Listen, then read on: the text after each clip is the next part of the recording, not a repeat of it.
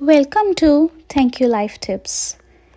आज हम बात करेंगे कैसे अपने सोए हुए उदास मन को शक्तिशाली और खुशहाल बनाएं। मैं मानती हूँ कि ये कहना आसान है और करना उतना ही मुश्किल है, पर यकीन मानिए मैं कुछ ऐसे छोटे सिंपल और सरल चीज़ें आपको बताऊंगी जो मैंने खुद कुछ टाइम से अपनाई हैं, जिसके मुझे छोटे छोटे चेंजेस ज़रूर दिख रहे हैं और आशा करती हूँ कि ये सब आपके लिए भी फ़ायदेमंद होंगे। तो आइए जानें क्या है वो ऐसी चीज़ें जिससे कि हम अपने मन में सुधार ला सकते हैं और जिसकी वजह से हमारी ज़िंदगी में भी बहुत अच्छे छोटे सुंदर हमें बदलाव और अच्छे चेंजेस दिखेंगे। तो पहली बात, हमें अपना टाइम वेस्ट नहीं करना है सॉरी फील करने में। मैं जानती हूँ कि काफ़ी लोग ऐसे होते हैं जो बहुत इमोशनल होते हैं, उनमें से मैं भी एक हूँ, जो हम अपने आप को अपने माइंड में इतना स्ट्रेस देते हैं, इतना प्रेशर देते हैं और हम सॉरी फील ही करते रहते हैं अपने लिए। और हमें ऐसा लगता है कि जो हो रहा है वो मेरी वजह से हो रहा है और जो मैंने उसका दिल दुखाया, इसने मेरा दिल दुखाया। हम वो एक नेगेटिव ट्रॉमा में रहते हैं, अपने लिए सॉरी फील करते रहते हैं, जिससे कि हमारी एनर्जी तो वेस्ट होती ही है, बट उससे हमारी जो आसपास की वाइब्रेशन है, जो हमारा वातावरण है, जो हमारे रिश्ते हैं, जो हमारी पर्सनल लाइफ है, करियर है, वो भी नेगेटिव ऑरा में चले जाते हैं। तो आज से ही अपना समय बर्बाद करना बंद कीजिए, सॉरी फील नहीं कीजिए, जो हुआ उसे एज इट इज़ एक्सेप्ट कीजिए। इससे आपकी ज़िंदगी बहुत ही इजी बन जाएगी। सब कुछ एक रातों रात में तो नहीं होना, धीरे धीरे एक टाइम टेबल बनाइए कि मैंने इन चीज़ों पे अमल करना है। कॉन्शियसली ज़बरदस्ती अपने मन को बताइए, तभी आपका मन ये आपकी हैबिट बना देगा और धीरे धीरे आपकी ज़िंदगी में बदलाव होंगे। दूसरी चीज़, दूसरों की नज़र से खुद को गिराना नहीं है। मानसिक रूप से मजबूत लोग किसी और की अधिकार नहीं देते हैं कि वो हमें बुरा महसूस करवाएं, पर कुछ लोग ऐसे होते हैं कि हम अपने खुशियों की चाबी दूसरों के हाथ में देते हैं। जो ताला और चाबी उनके हाथ में देते हैं, दूसरों के हाथ में देते हैं, वो कभी मजबूत और खुशहाल जीवन नहीं जी सकते। जाने दीजिए, छोड़ दीजिए, जिसने जो सोचना है सोचे। जो जैसा किसी के बारे में सोचता है वो असल में उनकी अपनी पर्सनल थिंकिंग, बिहेवियर और अपब्रिंगिंग बताते हैं। अगर आप किसी के बारे में अच्छा सोचते हैं, इसका मतलब है कि आप में वो खूबी है, आप उस प्यार से बने हैं। अगर कोई आपके बारे में जैसा भी सोच रहा है, लेट इट बी, जाने दीजिए। इससे क्या होगा, आप मजबूत बनेंगे, आपको दूसरों की परवाह थोड़ी कम होगी और आप अपनी और अपनी पर्सनल लाइफ को इम्प्रूव कर सकते हैं। तीसरी चीज़, बदलाव से डरे नहीं। जो लोग बदलाव से डरते हैं वो पूरी ज़िंदगी एक ही जगह रह जाते हैं और फिर वो कंप्लेन करते हैं भगवान से कि हमारी ज़िंदगी में कुछ अच्छा क्यों नहीं हो रहा, हमारे ज़िंदगी में कुछ अच्छे बदलाव क्यों नहीं हो रहे, मुझे तरक्की क्यों नहीं मिल रही, मुझे प्यार क्यों नहीं मिल रहा। जो लोग चेंजेस से डरते हैं वो हमेशा कंप्लेनिंग मोड में ही रहते हैं, वो हमेशा शिकायतें करते हैं।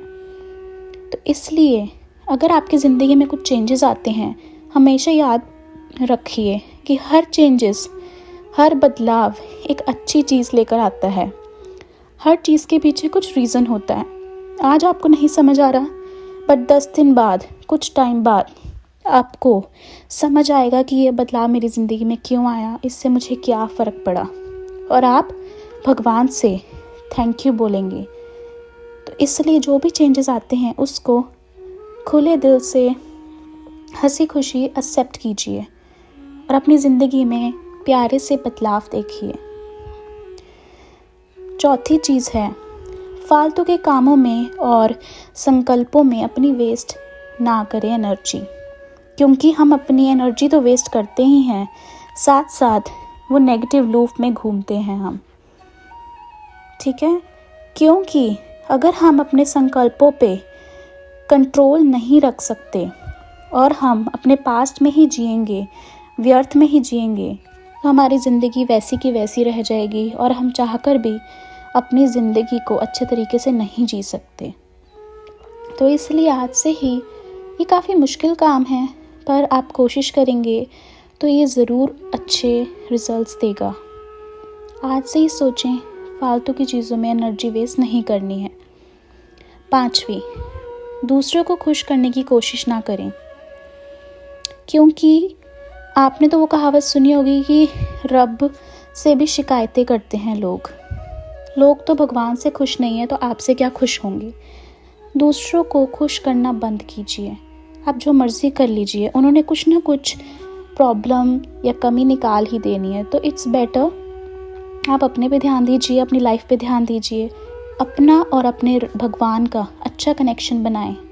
दूसरों को खुश करने की कोशिश ना करें, आप कभी भी उस चीज़ में सक्सेसफुल नहीं होंगे। अगर आप ये चीज़ एक्सेप्ट कर लेंगे बिना किसी तकलीफ़ के, आप देखिएगा आपकी ऑरा, आपकी लाइफ चेंज हो जाएगी, क्योंकि you are no longer in that negative mode. आप एक नेगेटिविटी से ऊपर उठ जाएंगे। दूसरों को खुश करने वाला जो कांस्टेंट प्रेशर है आप पे, वो कम हो जाएगा। दूसरों की सफलता में खुश होना, जो दूसरों की खुशी में खुश होते हैं, भगवान उनको दुगनी तरक्की और खुशियाँ देता है। ये बात बहुत सच है।